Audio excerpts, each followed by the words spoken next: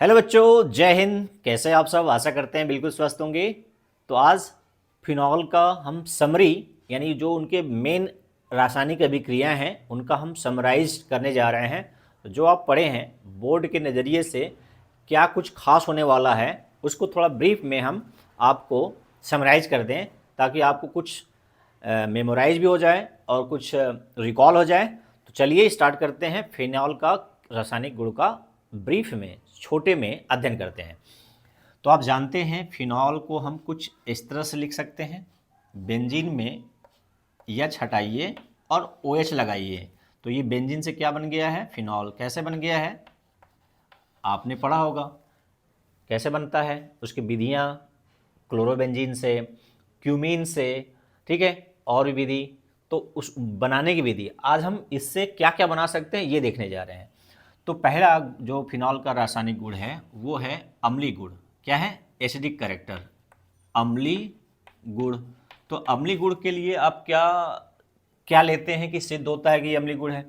तो आप इसको NaOH सोडियम हाइड्रोक्साइड से अभिक्रिया करा देंगे तो बन जाएगा सोडियम फिनॉक्साइड आयन। क्या बन जाएगा? Sodium phenoxide ion. ठीक है, सोडियम फिनॉक्साइड आयन। और बाई प्रोडक्ट क्या बनेगा? पानी बनेगा। तो ये अम्ल होगा तभी लवण और जल बनेगा, क्योंकि आप मिला क्या रहे हैं? क्षार। अब जब क्षार मिला रहे हैं तो लवण और जल मिल रहा है, इसका मतलब ये क्या रहा होगा? अम्ल रहा होगा। तो इससे सिद्ध होता है कि फिनॉल क्या है? अम्लीय गुण रखता है। एक अभिक्रिया। दूसरी अभिक्रिया, यदि आप इसी को सोडियम धातु के साथ क्रिया करा दें तो आपको लवण मिलेगा, सोडियम फिनॉक्साइड। फिर से sodium phenoxide plus hydrogen gas. कौन सी गैस? Hydrogen gas. वहाँ पर क्या मिल रहा था? पानी। यहाँ पे क्या मिल रहा है? Hydrogen gas. तो आप जानते होंगे कि धातु अम्ल से क्रिया करके हाइड्रोजन गैस मुक्त करते हैं। तो ये दो अभिक्रिया अम्लीय गुण को क्या कर रहा है? प्रदर्शित कर रहा है। ये तो हो गया सिंपल बात। आता है क्वेश्चन क्या है बोर्ड में कि फिनॉल जल और एथेनॉल से ज़्यादा अम्लीय होता है, इसको एक्सप्लेन करिए, यानी इसको व्याख्या कीजिए। तो वो क्वेश्चन अलग तरह का जो रीजनिंग होता है, यहाँ पर इसका गुण हम देख रहे हैं। ठीक है, तो एक लाइन बता दें कि फिनॉल एथेनॉल या पानी से क्यों अम्लीय है। तो आप बता सकते हैं एक लाइन में, क्योंकि ये फिनॉल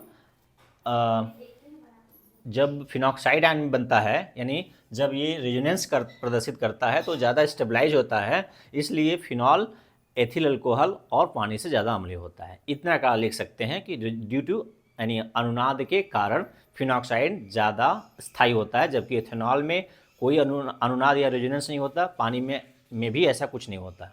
ठीक है, एक लाइन में लिख सकते हैं। हाँ, इसका रेजोनेटिंग स्ट्रक्चर बना दीजिएगा। चलिए तीसरा रासायनिक गुण देखिए कि यदि आप तनु HNO3 जो क्या बोलते हैं? Nitric acid. तनु नाइट्रिक एसिड के साथ अभिक्रिया कराते हो तो आपको मिलेगा मिक्सचर, मतलब आर्थोनाइट्रोफिनॉल। NO2 ग्रुप कहाँ लग गया? इसके आर्थो पोजीशन पर। और क्या मिलेगा? पैरा नाइट्रोफिनॉल, यानी पैरा पर क्या मिलेगा? NO2। फिनॉल में देखिए, फिनॉल का OH बरकरार है और उसके साथ सब्स्टिट्यूशन हो रहा है, तो उसको बोलते हैं फिनॉल के डेरिवेटिव या उसके व्युत्पन्न। तो यहाँ पर आर्थोनाइट्रोफिनॉल और पैरानाइट्रोफिनॉल दोनों का मिश्रण मिल रहा है। अब आपको ये बताना है कि इन दोनों में ज़्यादा यानी अधिक कौन बनेगा, कम कौन बनेगा, क्यों बनेगा। ये है आर्थोनाइट्रोफिनॉल, ये है पैरानाइट्रोफिनॉल। मैं यहाँ पर बता दूँ ये ज़्यादा बनेगा। क्या बनेगा? ज़्यादा, मेजर यानी अधिक। अब क्यों बनेगा इसका कारण आप बताइएगा, ये ज़्यादा होगा ये कम होगा, क्यों ज़्यादा होगा इसका आप कारण बताइएगा, बहुत इंपॉर्टेंट है वो। चलिए अगला देखिए, यदि तनु के जगह पर आपने कंसनट्रेट HNO3 ले लिया। क्या ले लिया? HNO3 दो तरह का, तनु लेंगे तो मिक्सचर, और यदि सांद्र लेंगे, क्या लेंगे? सांद्र या कंसनट्रेट, तो आपको मिलेगा पिक्रिक एसिड। बहुत ही इंपॉर्टेंट यौगिक है, कभी कभी इसका IUPAC नाम या कॉमन नेम भी पूछ लेता है। ठीक है, तो ये है OH, यहाँ पर लग गया NO2, यहाँ लग गया NO2, यहाँ लग गया NO2, यानी दोनों आर्थो पर एक पैरा पर। तो इसको बोलते हैं 2 1 2 3 4 5 और 6, 2 4 6 ट्राइनाइट्रोफिनॉल, ये IUPAC नाम। और पिक्रिक एसिड इसका कॉमन नेम, पिक्रिक एसिड या पिक्रिक अम्ल इसका क्या है कॉमन नेम, और आईयूपीएसी नाम 2,4,6 ट्राइनाइट्रोफिनॉल। ठीक है, कितनी अभिक्रिया हुई, 3 तरह की अभिक्रिया हुई। अगला चौथा, यदि आप इसको bromine Br2 carbon disulphide CH2 carbon disulphide के प्रेजेंस में कराते हैं तो आपको मिलेगा, क्या मिलेगा, मिक्सचर ऑफ फिनॉल, यानी OH तो रहेगा, आर्थोब्रोमोफिनॉल प्लस पैराब्रोमोफिनॉल का क्या होगा, मिक्सचर मिलेगा। अब इसमें कौन ज़्यादा है, ये ज़्यादा है, ये मेजर होगा, और ये क्या होगा, माइनर होगा, यानी कम जो होगा उसको माइनर कहते हैं। ये ज़्यादा है, ये कम है, ये पैरा नाइट्रोफिनॉल है, नाइट्रो नहीं, पैरा ब्रोमोफिनॉल और आर्थोब्रोमोफिनॉल। यदि मैं इसको गलत शब्द बोला है तो मैं सुधार कर बोल रहा हूँ कि ये जो फिनॉल का डेरिवेटिव बना है पैरा ब्रोमो, यहाँ आर्थोब्रोमो। ठीक है, अब यदि हम सिर्फ ब्रोमीन वाटर यूज करें, कार्बन डाइसल्फाइड जो नॉन पोलर जो सॉल्वेंट है यानी अध्रुवीय विलायक है, उसके जगह पर हम केवल ब्रोमीन वाटर यूज करें यानी जल की उपस्थिति में, तो क्या मिलेगा, यहाँ पर मिलेगा एक सफ़ेद अवक्षेप क्या मिलेगा, 2,4,6 ट्राई नाइट्रो, बार बार नाइट्रो शब्द घुस गया मेरे दिमाग में, ट्राइब्रोमोफिनॉल, 2,4,6 ट्राइब्रोमोफिनॉल। ये वाइट कलर का क्या होता है, पीपीटी होता है, अवक्षेप बनता है। इससे ये सिद्ध होता है कि ये ब्रोमीन से क्रिया कर गया है और सफ़ेद अवक्षेप बन गया था। ये लैब में आपको कभी लैब में करके आपको दिखा सकते हैं। मैं प्रैक्टिकल वीडियो बना रहा हूँ तो उसमें ये क्रम में आ सकता है, तो आप यदि वीडियो देखते रहेंगे तो आपको ये सफ़ेद अवक्षेप बना कि नहीं बना दिखा सकते हैं हम आपको। ठीक है, चलिए कभी लैब में इसका हम प्रिपरेशन करके इसका करेंगे। तो हम आगे पढ़ते हैं important reaction, reamer teamer reaction, बहुत ही इंपॉर्टेंट, ये आ रहा है आपके एग्जाम में इम्पॉर्टेंट। रीमर टीमर में क्या करते हैं, क्लोरोफॉर्म CHCl3 और क्लोरोफॉर्म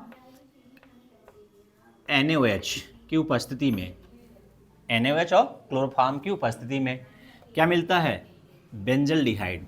क्या मिलता है, बेंजल्डिहाइड नहीं, आर्थो पोजीशन पर क्या मिलता है, CHO, तो इसको बोलते हैं सैल्सल्डिहाइड। बेंजल्डिहाइड कब होता है, केवल बेंजीन में CHO लगा होता, तो अब OH भी बरकरार है और आर्थो पोजीशन पर क्या आ गया, CHO। तो इस घटना को, इस रिएक्शन को बोलते हैं रीमर टीमैन या टीमन अभिक्रिया। ये बहुत ही इम्पॉर्टेंट अभिक्रिया है। ठीक है, तो इसके अलावा कोल्बे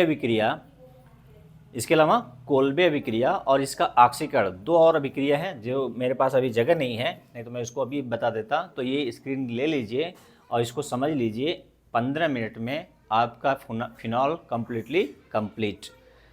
ठीक है, बता दूं मैं कोल्बे अभिक्रिया, तो यहाँ पर मिटा रहा हूँ मैं और यहाँ पर लिख रहा हूँ कोल्बे रिएक्शन। इसमें क्या होता है, कोल्बे CO2 पहले NaOH से, पहला स्टेप क्या होगा, NaOH से रिएक्शन कराएंगे और दूसरा लिखकर CO2 से रिएक्शन कराएंगे, तो क्या मिल जाएगा, सैल्सल्डिहाइड। क्या मिल जाएगा, OH लगा रहेगा, इसमें कार्बोक्सिलिक ग्रुप आ गया आर्थो पर, यहाँ पर क्या आया है, CHO, तो इसका नाम है सैलिसिल्डिहाइड, सैलिसिल्डिहाइड। ठीक है, और ये है सैलिसिलिक एसिड, सैलिसिलिक अम्ल।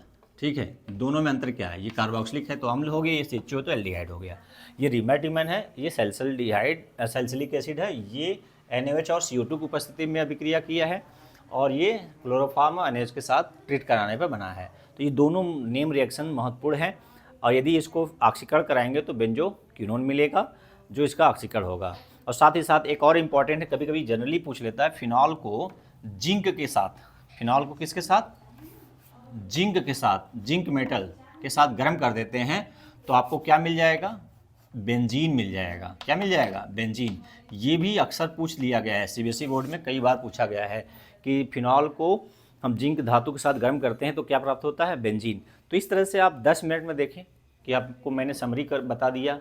तो ये इस तरह से आप चार्ट बनाकर अपने वाइट पेज लीजिए, चार्ट बनाइए, इस तरह से रिएक्शन लिख लीजिए, कई बार प्रैक्टिस करिए, फिनॉल से आपको 4 number confirm, phenol alcohol ether से। ठीक है, तो वीडियो को अच्छा लगा तो स्क्रीनशॉट ले लीजिए। हालांकि आप बना सकते हैं, स्क्रीनशॉट लेने की जरूरत नहीं है, आप खुद करेंगे तो ज़्यादा सीखेंगे। तो आज के लिए इतना ही। जय हिंद, जय भारत।